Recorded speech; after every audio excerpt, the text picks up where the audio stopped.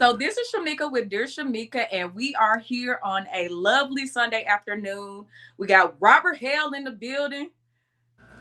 You Hey, guys know, you know he's no one new to the show. And normally when I have Robert on, we always talk about marriage.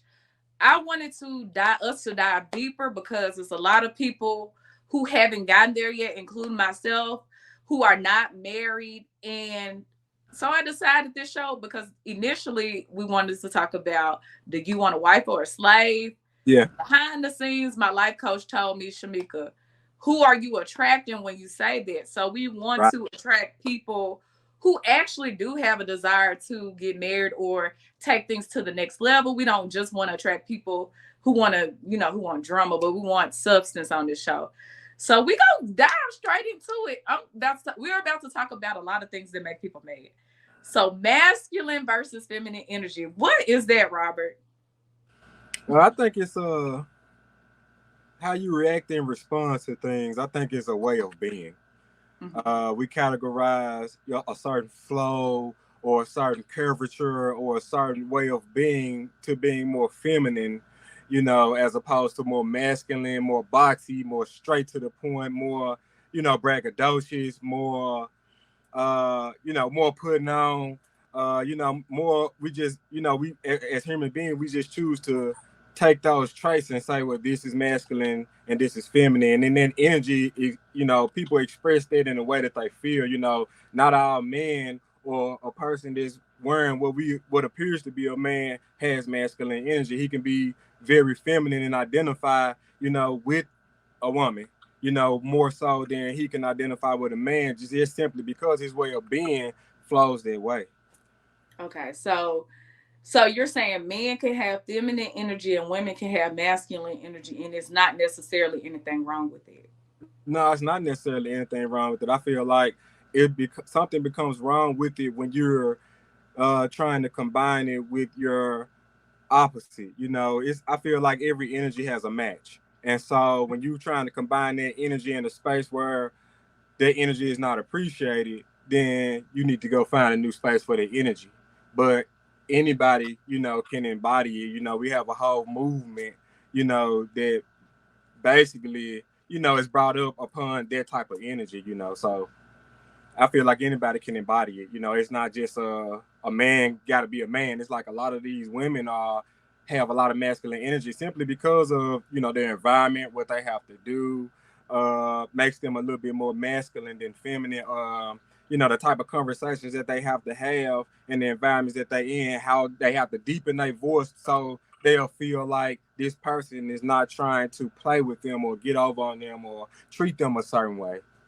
Hmm. Hmm. So we talk about. So I know I'm into music. So Finesse two times in. I know we're not on bar talk, but we got to talk about this. Finesse two times was dating Erica Banks, and it's alleged that he dumped her because she wasn't. He said she was too masculine. Right, Uh, right. modern day masculine. What do you think the general public thinks masculine? What it means to be masculine versus what it truly is. What it means to be versus what it truly is. Oh wow. I think the what people are fantasizing is the idea of the image and playing up on certain characteristics of what they think a man is, whether it be a chiseled jawline or broader shoulders or, just playing up on those characteristics versus what an actual man is, really just taking the time to learn what you need to learn so you'll be able to teach whatever comes next of you. That's how I look at it for me because I have children. For a single man, I don't know, but for a man with kids and is married, for me being a man is making sure I have the knowledge and the information to be able to bring my family in a direction where when they get ready to take on this journey on their own, I'm able to teach them and be patient with them and understand and allow them to make their own mistakes and get out of their way. I feel like a woman can do that too, but for me, because I'm a man, as a man, that's what I focus on. Okay. So do you feel, I mean, and I'm not trying to attack anyone, but I have to I mean, preface some this people with may feel attacked. Do you feel that when a man is not operating in that, he's operating in his feminine energy, like he's not a provider, a protector, or he allows a woman to do it on her own? Do you feel like that would be someone that's operating in their feminine energy, or no? Well, no, because I feel like if that's what's normal in a relationship to him, then how does that make him less of a man? And vice versa. Yeah, and vice versa. It's like he got to find that match. He got to find that person that says, "I like that idea," and this is what I bring to the table. Okay. So we've talked in the past about being mindful of, it's not what you say, it's how you say it. Hmm. Hmm. What I'm feeling is, and I want to see if you agree and why. I feel like a lot of people don't necessarily define or research the words they say, because we live in an information era. So words are being thrown around all the time. And a lot of us, male and female, will use words like, I don't feel like everybody that I've dated in the past was a narcissist, right? Right. I don't feel like every man that I've dated was toxic. It may not have worked out for whatever reason. Do you feel like men and women use these terminologies to weaponize against the opposite sex? And if so, why do you feel like they do it? Because you want to employ that passion onto the person that you're telling the story to, and so you use words that make it more descriptive. You use words that kind of pinpoint what like you said, people don't necessarily look up the words, but some of these words kind of have a common meaning, and so people use them. They say, well, the masses know these particular things about this word, so I know if I said, you are more likely understand what I mean, and or what I'm trying to say. I feel like narcissistic behavior is not necessarily something that misses everybody. I feel like everybody at some point in their life is a narcissist. That don't mean that they like that their entire life. It was maybe their environment that made it, that made them exhibit some narcissistic behavior. But does that make them a narcissist? Yeah, and I think a lot of people don't know the difference between having narcissistic behavior and being a narcissist. Being a narcissist is clinically diagnosed. Some people actually have a disorder.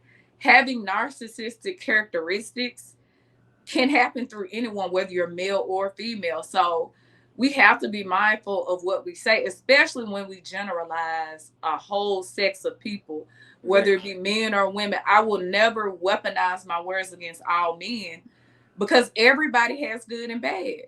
That's true. And I will never weaponize my word against all women, because everybody has good and bad. And we project a lot of us project our hurt Yeah. onto other people. So we may have dealt with a bad man or a bad woman that's not necessary. They may have not, you may have not been compatible. That doesn't make them a bad person.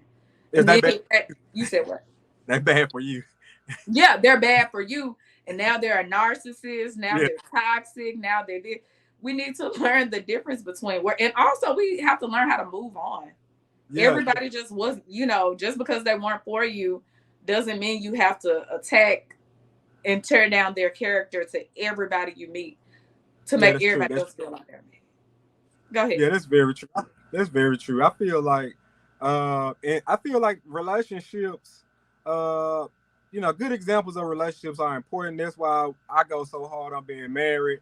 To show my kids a healthy relationship. Yes, we do argue, but you don't gotta yell and put your hands on nobody and try to put nobody head through the wall. It's like sometimes you strong minded people, so you're gonna have a strong conversation. You know what I mean? Like, but you ain't got to put your hands on nobody. And after you had that conversation, you only having the conversation to get to an understanding. And so, if I'm showing my children, this type of behavior, then it's like I gotta show them the next step too. And like you said, a lot of people don't know the next step. Every relationship is not a permanent relationship or a union or a marriage. Some of these relationships are a revolving door. You go in and then you come right back out of it. And it may be the last time you see that person, but you can make that moment in time a good, solid, special moment. It doesn't have to be mad. Understanding that this person may not be on my journey forever is okay. It's okay. Like everybody not not gonna stay. Everybody can't stay, and some people just can't even get started to go on a journey with you. They not where you at the time you at there, so they not ready to go. And so at that time and understanding, you will be able to move a little bit faster if you understand how to move on and the importance of it. I got a phrase that just popped in my head. You guys, I didn't write this down or whatever, but don't steal my phrase. So everyone is not the one. Right, exactly. Everyone is not the one. What does that mean to you? Everyone is not the one for you. Uh, I feel like again, you have to find the energy that balances you, and to do that, you have to waste time with people. It just is what it is. You every opportunity that you have to, sit down with someone and start building with someone, it may not get past the next step. So that's wasted time. Unfortunately, you have to waste that time to get to the next step. But is it bad time wasted? I don't think so. How else would you get there if you didn't do it? Mm-hmm. When I think of everyone is not the one, so yeah, everybody doesn't know how to date with intention, right? So when Right. I was younger, I didn't necessarily know what it meant to have somebody who I was compatible with and what it meant to have my one. So Right. everyone was the one, you guys. And I feel like a lot of us will do that. We'll attach ourselves to people knowing they're not for us. But in But our minds, it's like I yeah, gotta make this person like me. And yeah, and you don't have to, men and women, never operate out of desperation, no, because you may be up here, but when you try to make a person like you, then they'll start viewing you as less than what you really are.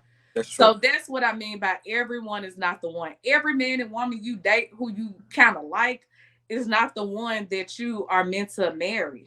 Right, right, right, right. Or just even anything. That just not the one. Whether it be business, marriage, whatever. That's just not the one. It could be something as simple as checking out your groceries. That's just not the cashier for you. What? They not the cashier for me. Yeah, because I'm like that. Like I go, like for instance, I went to Starbucks the other day, and before the lady could ask me was I going to stay, she said your dog can't be in here, and I'm okay with that. But you didn't even. She was, but she said it, she said exactly this. She said, if you're going to stay, your dog can't be in here, and I'm like, how you know I was gonna stay or not? Like so, at that point in time, she was frowned up looking at me when she said it. She didn't greet me with a hello. She frowned up and said, well, what you want? And then she proceeded to tell me that my dog couldn't be in there after I had ordered. And so I just left. Our energies didn't match. I knew at that time if my next step would have been the wrong step if it was focused on her. So I focused it out the door. I just left. I went somewhere where my energy was reciprocated. And when I walked in the door, they smiled and they greeted me and they wanted me there. They were excited to have me. They didn't question me about my dog. And I got my tea and I was on with the rest of my day. Again, you have to learn how to pick your battles. And also, again, everybody is not your person, whether it be something as big as marriage or something as small as the cashier. Okay, so we talk reciprocity because you brought me to my next subject. Reciprocity. How important is reciprocity to you? And also, before you even say how important it is, what is reciprocity? I feel like the energy that you put out is the energy that you get back. And so defining it in that way allows me to move in that way too, and be in that energy all the time. Uh, I don't expect, me giving out good energy to get back good energy. I don't. That's not my expectation. But I also understand that I never get it if I never put it out. So I don't pick and choose. I just keep putting it out. I just keep putting it out. And so it comes back tenfold. So like again, I could have went there with that lady because she was frowned up at me. She could have smiled and said what she had to say, and it would have been received a different way. Because it's not necessarily what you do, it's how you do it. But I knew my next step, if I focused my energy on her, it wasn't gonna be a positive step. So I focused my energy elsewhere and I left.